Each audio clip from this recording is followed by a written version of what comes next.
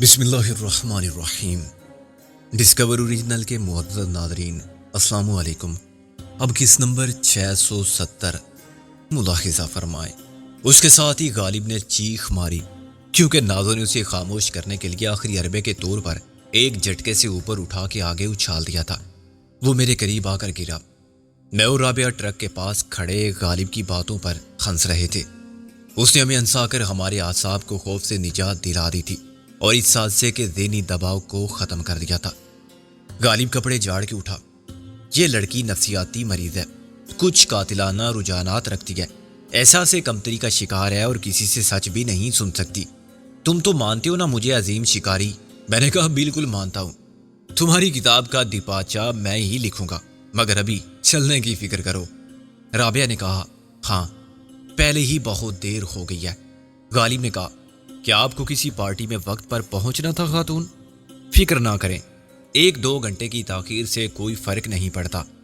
رابعہ جھیم کر مسکرانے لگی۔ میرا مطلب تھا صبح ہو گئی تو ہمارا چھپے رہنا مشکل ہو جائے گا۔ میں نے کہا ہاں، شیر کی لاش ملتے ہی خبر دور دور تک پھیل جائے گی، پھر حادثے کا سراغ مل جائے گا اور ہمارا یہ ٹرک۔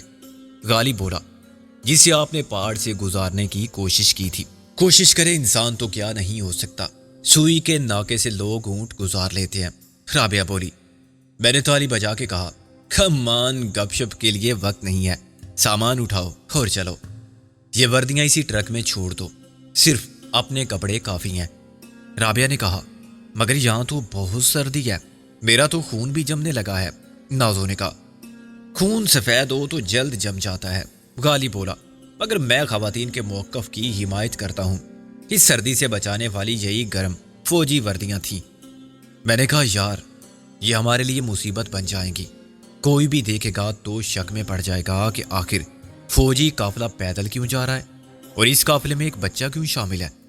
یہ وردیاں کسی کو بھی فٹ نہیں تھی، ٹرک میں بیٹھے ہوئے تھے تو پتہ نہیں چلتا تھا، مگر اب ذرا ملاحظہ کرو، مس رابعہ کاری ایڈوکیٹ کو کتنی بڑی ہے ان کی وردی۔ غالب نے کہا کیوں نہ یہ دونوں مل کے ایک ہی وردی پہن لیں، 1/3 نازو کو کافی ہوگی، 2/3 میں رابعہ آ جائے گی۔ میں نے کہا سردی کا علاج یہ ہو سکتا ہے کہ ہم کمبل کو بکل مار کے استعمال کریں، چلنے سے بھی جسم میں گرمی پیدا ہوگی، پیدل چلنا بھی تو مشکل ہے۔ رابعہ نے رونی صورت بنا کر کہا اللہ حساب لے گا تم سے اس ظلم کا جو اس وقت ہم پر ہو رہا ہے۔ نازو نے کہا پیدل چلنا واقعی بہت مشکل کام تھا۔ فروری کا مہینہ تھا جب ان پہاڑوں پر درجہ حرارت نقطہ انجماد سے نیچے رہتا ہے۔ آدھی رات کے بعد سردی انتہا پر تھی، اندھیرے راستے پر ایک ایک قدم اٹھانا ہم سب کی قوت برداشت کا امتحان بن گیا۔ اس پیش قدمی کی راہ میں سب سے بڑی رکاوٹ کمبل تھا۔ رابعہ اور نازو نے تو اسے شال کی طرح اوڑھ لیا تھا اور انہیں شال کو دوپٹے کی طرح استعمال کرنا بھی آتا تھا، مگر میں اور غالب بکل مار کے چلنا نہیں جانتے تھے۔ ہمارے ہاتھوں میں ضروری سامان بھی تھا۔ خاکی زین کا ایک بیگ میرے ہاتھ میں تھا، اس میں سارا اسلحہ اور نقد رقم تھی، ہمارے پاسپورٹ تھے۔ دوسرا تھیلا غالب نے اٹھا رکھا تھا جس میں کھانے پینے کا سامان بھر لیا گیا تھا۔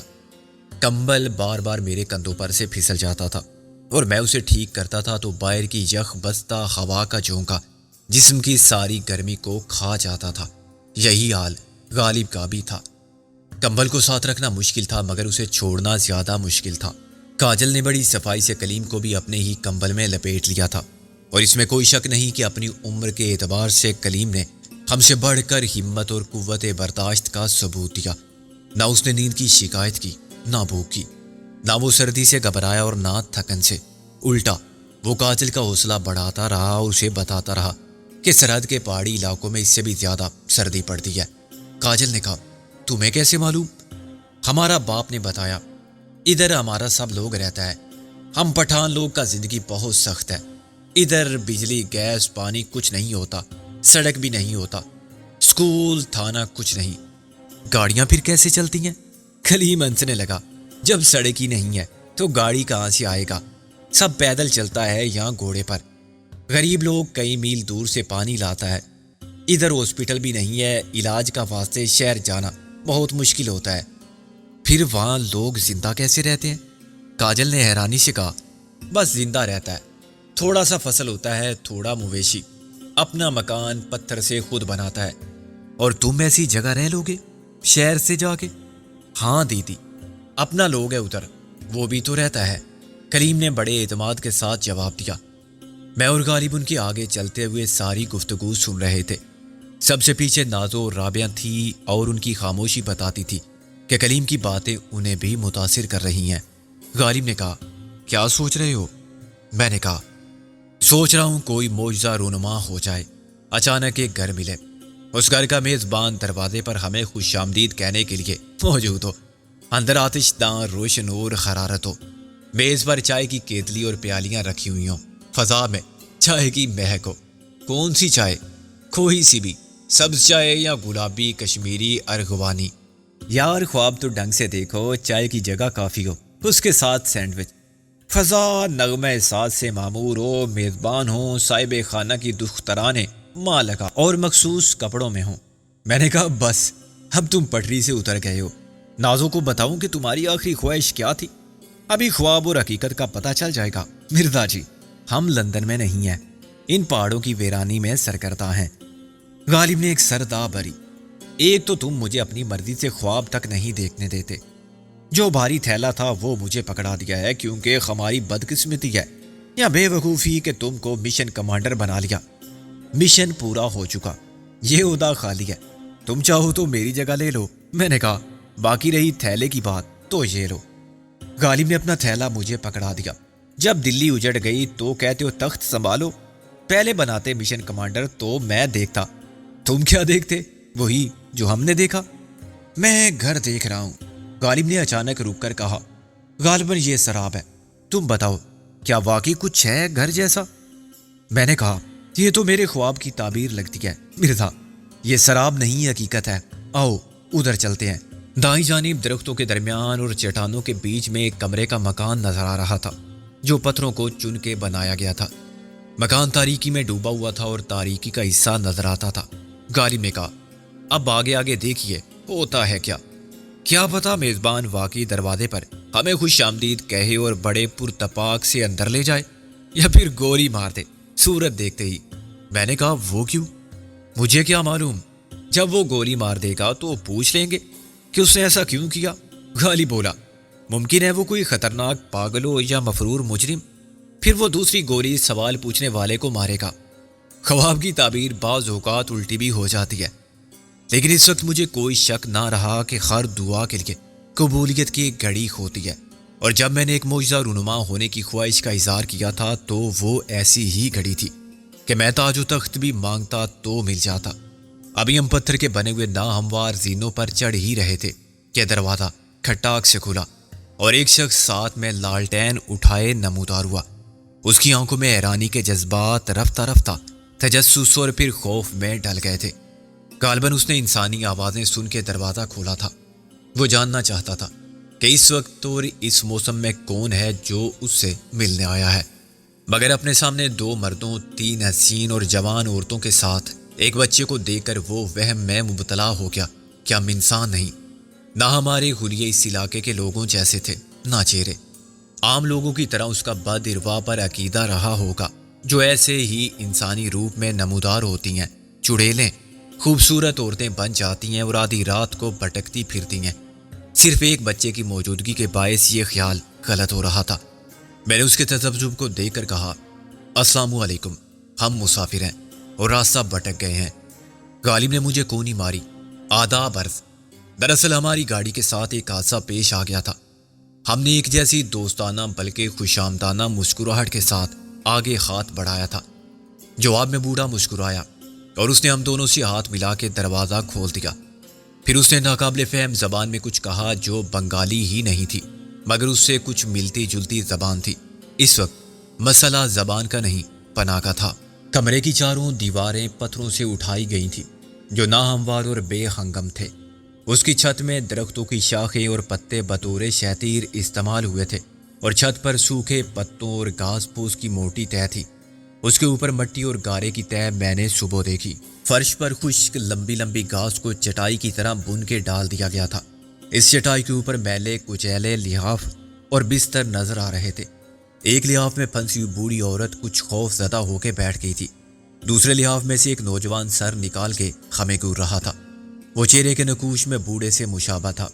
تیسرے لحاف میں کوئی ابھی تک روپوش تھا۔ کمرے کی فضا میں جلی ہوئی لکڑی کے دھوئیں کی بو تھی اور کوئلے کی گیس کا حبس تھا جس کا مکینوں کو قطعی احساس نہ تھا، مگر امبائر کی تازہ ہوا کے بعد اندر کی مبہوس فضا میں اس فرق کو محسوس کر سکتے تھے۔ تاہم وہ حرارت جس کی ہمارے جسموں کو اشد ضرورت تھی اس کمرے میں گھٹن، بو اور مفلسی کی ناگزیر ناپاکی کے ساتھ دستیاب تھی۔ میں نے تھیلا نیچے رکھ کے کمبل اتارا اور اس بستر پر بیٹھ گیا جس کو چھوڑ کے بوڑھا دروازہ کھولنے گیا تھا۔ پھر غالب نے بھی ایسا ہی کیا اور باری باری ہم سب بیٹھ گئے۔ بوڑھے نے اپنی زبان میں چند سوال کیے تھے مگر اس کا لہجہ ہمدردانہ تھا اور وہ باری باری ہم سب کی صورتوں کو دیکھ کر افسوس سے سر ہلاتے ہوئے کچھ پوچھتا جا رہا تھا۔ میں نے کاجل سے کہا، یہ کون سی زبان ہے؟ کاجل نے کہا، نیپالی۔ اس میں بہت سے الفاظ بنگالی کے ہیں۔ بہت سے کتنے؟ 50%؟ غالب بولا۔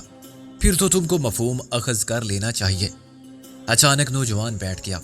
اس نے تکیے کے نیچے سے چشمہ نکالا اور ہماری صورتوں کو غور سے دیکھنے لگا۔ چشمے کے شیشے بہت موٹے تھے، چنانچہ میں نے اندازہ لگایا کہ اب تک وہ صرف آوازیں سنتا رہا ہوگا۔ ہمارے چہرے اسے چشمہ لگانے کے بعد ہی نظر آئے ہوں گے۔ You tourist?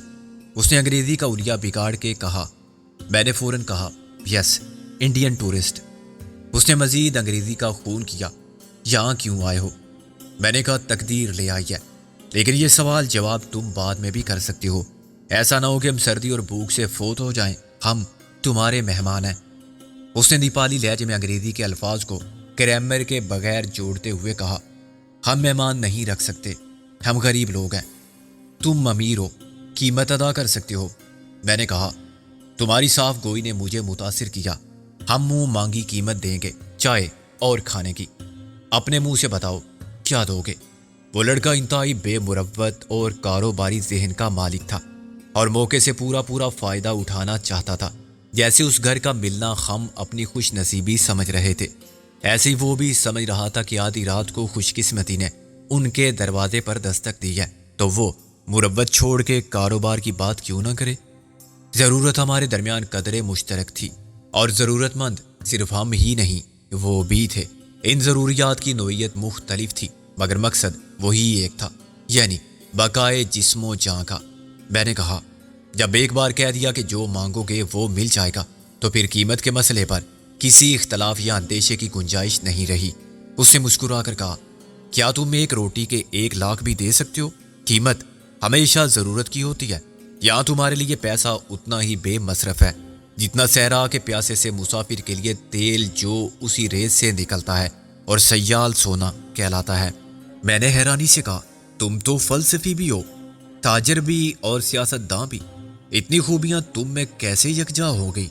بظاہر تو ایک ان پڑھ اور جاہل آدمی لگتے ہو تم۔ اس نے کہا، میں کھٹمنڈو میں رہتا ہوں اور پرائمری اسکول میں ٹیچر ہوں۔ میں نے BA تک پڑھا تھا لیکن یہاں تعلیم سے کچھ نہیں ملتا سوائے ایسی فضول سی نوکری کے جس سے حالات نہیں بدلتے، اور تم چاہتی ہو کہ آج راتوں رات تمہارے حالات بدل جائیں۔ میں نے کہا، تبدیلی 2 طرح آتی ہے، جمہوری طریقے سے یا طاقت کے ذریعے۔ جمہوریت؟ وہ ہنسنے لگا، دنیا میں کہیں ہے یہ جانور؟ اس کی نسل تو پیدا ہونے سے قبل ہی معدوم ہو گئی اور اس کے تحفظ کے لیے دنیا میں کہیں کوئی ادارہ کام نہیں کر رہا ہے۔ رائٹ۔ اب دوسرا طریقہ یہ ہے کہ جو دنیا میں رفتہ رفتہ مقبول ہونے لگا ہے۔ میں نے اسے اپنے بیگ میں سے ریوالور نکال کے دکھایا۔ اگر ہمارے درمیان مذاکرات ناکام رہے تو یہ ہے، ماشاء اللہ۔ بوڑھا جو اب تک خاموشی سے ہماری گفتگو سن رہا تھا اور سر گھما کے کبھی مجھے دیکھتا تھا تو کبھی اپنے نالائق فائق عالم فاضل سپوت کو اب چلانے لگا۔ اس کی ماں نے بھی واجبی سی چیخ ماری اور اسی وقت چوتھی رضائی میں سے ایک چہرہ برآمد ہوا، جیسے گھنے کالے بادلوں سے اچانک 14ویں کا چاند طلوع ہو جائے۔ وہ 17-18 سال کی انتہائی حسین اور دلکش لڑکی تھی جس کے حسن و شباب کی رونائی کو میلے کچیلے کپڑے، غربت زدہ ماحول اور افلاس کی سختی بھی دبا نہیں سکی تھی۔ اب باپ بیٹے میں کوئی بحث چل رہی تھی۔ باپ کے لہجے میں بڑی برہمی غالب تھی اور بیٹے کے لہجے میں سرکشی۔ صاف ظاہر تھا کہ موضوع سخن ہم تھے، ہماری تشریف آوری اور وہ اسباب جن کی بنا پر میں نے ریوالور کی نمائش کی تھی۔ ایسا میں ہرگز نہ کرتا اگر وہ لڑکا ضرورت سے زیادہ ہوشیار بننے کی کوشش نہ کرتا۔ میں بحث کے موڈ میں نہیں تھا. ہم سب تھکے ہوئے تھے, بھوک سے بے حال تھے اور سردی میں ہماری عقل تک منجمد ہو رہی تھی. یہ فلسفہ بولنے یا سمجھنے کا وقت نہیں تھا. بالآخر لڑکے نے مایوسی اور شکست تسلیم کرنے والے لہجے میں کہا, میرا بے وقوف باپ کہتا ہے کہ مہمانوں سے پیسے کی بات مت کرو. تم ایک وعدےدار اور شریف آدمی کو, جو تمہارا باپ بھی ہے, بے وقوف کہہ کے خود کو کیا ثابت کر رہے ہو؟ میں نے جوتے اتارتے ہوئے کہا, ہاں اسی وعدےداری اور شرافت کے باعث یہ یہاں پڑا ہوا ہے, ورنہ یہ شاید نیپال کا ہیڈ مالی بھی بن سکتا تھا. اسے موقع ملا تھا جو اس نے اپنی حماقت سے گنوا دیا. وہ بولا, خیر اب تم میچ کرو, یہ میرا نہیں میرے باپ کا گھر ہے, میں سو رہا ہوں. وہ لحاف میں غائب ہو گیا. اس کے باپ نے اپنی بیوی اور بیٹی کو بتا دیا تھا کہ ہم کون ہیں, کیا چاہتے ہیں. وہ اٹھ کھڑی ہوئی تھی. ماں چولہے میں لکڑیاں سلگا رہی تھی. بیٹی ایک گڑے سے آٹا نکال چکی تھی. ان کے درمیان آپس میں ہونے والی گفتگو غالباً اس شخص کے بارے میں تھی جو ایک کا بیٹا اور دوسری کا بھائی تھا. وہ بار بار افسوس سے اس کی طرف دیکھتی تھی. وہ سیدھے سادے پہاڑی لوگ تھے جو طبعاً اور نسلاً مہمان نواز ہوتے ہیں اور اعتقاد رکھتے ہیں کہ مہمان پائے سے خیر و برکت ہوتا ہے.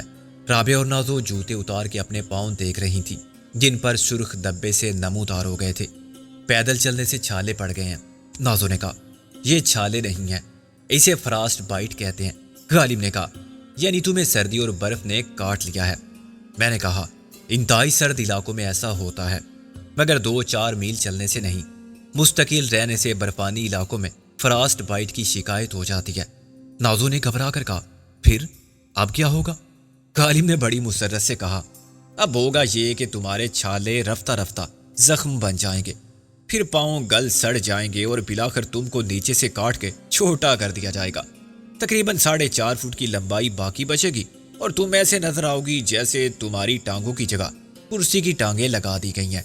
بھول جاؤ گی یہ ناز نخرے جو تم اونچی ایڑی کی سینڈل پہن کے دکھاتی پھرتی ہو پنجوں کے بغیر.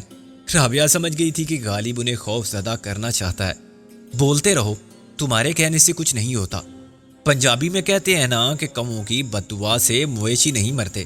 نازو بولی, یہ تم نے مجھے کوا کہا ہے یا خود کو مویشی تسلیم کیا ہے؟ غالب بولا, بلا وجہ کائیں کائیں کرنے والے کو اور کیا کہوں. نازو نے کہا, تم خود کو اللہ میاں کی گائے سمجھتی ہو نا, لیکن کیا گائے کا شمار مویشیوں میں نہیں ہوتا؟ رنگ روپ کے علاوہ گائے کی ایک اور صفت بھی پائی جاتی ہے تم میں, تم بھی بلا وجہ سینگ مارتی ہو. میں نے کہا, یار دم لیتے ہی کیا فضول باتوں میں الجھ گئے.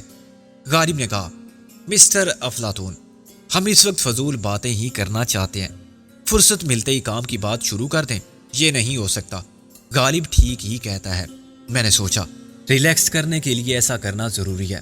یہ تب بھی ممکن ہے جب ہم کوشش کر کے ذہن کو ان تمام واقعات حادثات کی یادوں سے دور لے جائیں جن کی آسیب نے ہمارے اعصاب کو فکر مندی اور اندیشوں کی زنجیر میں جکڑ رکھا ہے. سکون کے لیے ضروری ہے کہ ہم فکر فردا اور غم دوراں کو بھول جائیں. ان مسائل کے بارے میں سوچیں بھی نہیں جو آنے والے دن کا حصہ ہوں گے. میں آرام سے اس غلیظ گدے پر لیٹ گیا اور جب بوڑھے نے اپنے لیے ایک گٹیا سی سگریٹ چلائی تو میں نے اس کی سگریٹ لے لی. وہ بہت خوش ہوا. ہم باری باری کش لگاتے رہے اور اس طرح میں اپنے دوستانہ جذبات سے مساوات قائم کرنے میں کچھ کامیاب ہوا. پھٹا ہوا تکیہ تیل سے چکنا ہو رہا تھا اور اس میں سے میل کی بو آ رہی تھی, لیکن اس وقت میرے لیے اس کمرے کی ہر چیز میں راحت تھی, تحفظ کی ضمانت تھی, تائید غیبی کا اشارہ تھا. غالب اور نازو کے لیے فرصت کا بہترین مشغلہ لڑائی تھا اور وہ لڑائی کے لیے کسی سبب کے محتاج نہ تھے. لڑائی ایسی بات پر بھی شروع ہو جاتی تھی جس میں اختلاف کی گنجائش ہی نہ ہو. رابعہ اور کاجل آپس میں چپکے کچھ باتیں کر رہی تھی اور بار بار اپنے پیروں کو دیکھ رہی تھی جن پر سرخ نشان زیادہ نمایاں ہو گئے تھے. کلیم کچھ کھائے پیے بغیر ہی سو گیا تھا. اچانک بوڑھا اپنی جگہ سے اٹھا اور ایک کونے میں دیوار پر لٹکی ہوئی تھیلی میں سے کچھ نکالنے لگا. بہت سی شیشیوں ڈبیوں میں سے اس نے بلاخر ایک ڈبیا نکالی. اسے لالٹین کے قریب لا کے غور سے دیکھا اور مطمئن ہو کر مسکرایا. اس نے وہ ڈبیا کھول کے رابعہ کو دی اور اپنی زبان میں کچھ کہا, مگر اشارے سے یہ بھی بتا دیا کہ اس دوا کو وہ اپنے پاؤں پر چھالوں کی جگہ لگا لیں. رابعہ نے قدرے تذبذب کا اظہار کیا اور میری طرف دیکھا. انکار سے بوڑھے کی دل شکنی ہوتی جو ہمدردی میں اپنی طرف سے اچھا ہی کر رہا تھا. مگر شہر کی پروردہ اور اسپیشلسٹ ڈاکٹروں کے مشورے پر پیٹنٹ دوائیں استعمال کرنے والی رابعہ اس دیسی علاج کو اپنی جلد پر آزماتے ہوئے ڈرتی تھی۔ تاہم میرے اشارے پر اس نے ڈبیا لے لی۔ میں نے اور غالب نے بڑی دلچسپی سے ان کے تاثرات کا مشاہدہ کیا۔ وہ دوا کو غور سے دیکھ رہی تھی اور سونگ رہی تھی، دوا سے الرجی نہ ہو جائے، ان کی جلد متاثر نہ ہو، معلوم نہیں اس میں کیا ہے اور کس مرض کی دوا ہے، کتنی پرانی ہے، کب سے بنا رکھی تھی۔ ایک مقررہ مدت کے بعد تو تریاک بھی زہر ہو جاتا ہے۔ ایسے ہی اندیشے ان کی صورت سے عیاں تھے۔ دوسری طرف وہ شہر کی تہذیب اور میڈیکل سائنس کے اسرار و رموز سے نا واقف پہاڑوں میں بسنے والا بوڑھا تھا، جس کے آبا و اجداد نے بھی یہی زندگی بالکل اسی انداز میں گزاری ہوگی۔ اس کے لیے زندگی کا تجربہ اور نسلوں پرانا علم اتنا ہی معتبر تھا جتنی کسی ڈاکٹر کے لیے MBBS کی سند ہوتی ہے۔ جو یقین اسے حاصل تھا نیا نہیں تھا، مگر رابعہ اور نازو کا یہ تجربہ نیا تھا۔ ڈرتے ڈرتے انہوں نے تھوڑا سا مرہم انگلی پر لگا کے ایک زخم پر ملا اور پھر ایک دوسرے کی طرف تسلی دینے کے انداز میں دیکھا کہ مجبوری میں وہ بھی کرنا پڑتا ہے جو دل نہیں مانتا۔ خیر، اللہ مالک ہے۔ میں نے بوڑھے کی صورت پر طمانینت دیکھی۔ وہ میرے پاس بیٹھ کے کچھ کہنے لگا جو میری سمجھ میں خاک بھی نہیں آیا۔ غالب نے کہا، جواب تو دو کسی بات کا، کچھ بولو۔ کیا بولوں؟ تم جواب میں فرانچ بھی بول سکتے ہو، بے شک اسے اعظام پال سارتر کے اقتباس سنا دو، نہ تمہیں کوئی فرق پڑے گا، نہ اسے اور نہ سارتر کو۔ غالب بولا۔ میں نے بوڑھے کے بیٹے کی رضائی کھینچی۔ اٹھو، مجھے معلوم ہے تم سو نہیں رہے ہو۔ کیا کروں گا اٹھ کے؟ اس نے رضائی کے اندر سے جواب دیا۔ اس کٹمنڈو کے پرائمری سکول ٹیچر کی انگریزی اتنی با محاورہ تھی جتنی کسی انگریزی لارڈ کی اردو ہو سکتی ہے۔ یہاں میری کوئی نہیں سنتا، مجھے احمق سمجھا جاتا ہے۔ میں نے اس کے الفاظ کو جوڑ کے مطلب اخذ کرنا سیکھ لیا تھا۔ اگر تم خود کو ایسا نہیں سمجھتے تو پھر برا ماننے کی کون سی بات ہے؟ اب کوئی مجھے گنجا کہے تو میں کیوں برا مانوں گا؟ مجھے معلوم ہے میرے سر پر کتنے بال ہیں۔ وہ اٹھ بیٹھا۔ اچھا، یہ تو تم نے ٹھیک کہا، گویا تم تسلیم کرتے ہو کہ احمق میں نہیں ہوں، میرا باپ ہے۔ میں نے ایسا نہیں کہا۔ اگر میں گنجا نہیں ہوں تو اس سے یہ ثابت نہیں ہوتا کہ تم گنجے ہو۔ اس نے اپنے سر پر ہاتھ پھیرا۔ یہ بھی ٹھیک ہے۔ خیر، تم کیا کہنا چاہتے ہو؟ میں چاہتا ہوں کہ تم مترجم کے فرائض انجام دو۔ میں نے جیب سے 100 روپے کا ایک نوٹ نکال کر اسے دیا۔ یہ اس کا معاوضہ ہے۔ جو بات تمہارا باپ کہے وہ مجھے سمجھاؤ اور میری بات اپنے باپ تک پہنچا دو ایمانداری سے۔ اسے 100 کا نوٹ اچک لیا۔ یہ تو بھارتی کرنسی ہے۔ خیر، میں اسے تبدیل کرا لوں گا۔ ڈالر نہیں ہے تمہارے پاس؟ میں نے انکار میں سر ہلایا۔ میں کوئی چلتا پھرتا فارن ایکسچینج بینک نہیں ہوں۔ اب ہمارے درمیان معلومات کا تبادلہ ہوا۔ بوڑھے نے بتایا کہ وہ 100 سال کا ہو گیا ہے اور ابھی مزید 20 سال نہیں مرے گا، کیونکہ اس کے باپ دادا سب سینچری بنانے کے بعد بھی 20-25 سال گزارے بغیر نہیں گزرے تھے۔ یہ سب غلط تھا۔ ان پہاڑوں میں رہنے والوں کی طویل عمری کے نظریے کو تسلیم کیا جا سکتا تھا، مگر کسی کا 125 سال زندہ رہنا بعید از قیاس تھا۔ اسے اپنی تاریخ پیدائش کسی بھی حوالے سے یاد نہیں تھی۔ اسے نہ جارج پنجم کی تخت نشینی کا علم تھا، نہ 19ویں کے بعد 20ویں صدی کے شروع ہونے کا۔ اتنی طویل زندگی گزار کے اس نے اپنے حساب سے عمر کو 100 سال سمجھ لیا تھا۔ میرے اندازے کے مطابق وہ 70 سال کا تھا، یا شاید 80 کا، لیکن اس سے زیادہ کا نہیں۔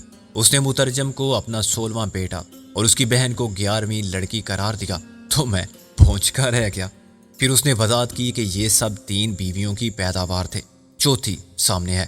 بقیہ اولاد کا حساب کچھ یوں تھا کہ آدھے تو وہ تھے جو بن کھلے مرجا گئے، جو بڑے ہوئے انہیں دنیا لے گئی، یعنی وہ گھر چھوڑ کے دنیا میں کہیں گم ہو گئے۔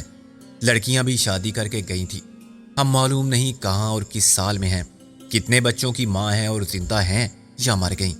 یہ ایسی ہی دنیا تھی اور ایسی ہی زندگی تھی جہاں بقا کی جد و جہد کے مقابلے میں جذباتی رشتوں کو شکست ہو جاتی تھی۔ خاندان کی مرکزی حیثیت باقی رکھنا ناممکن تھا۔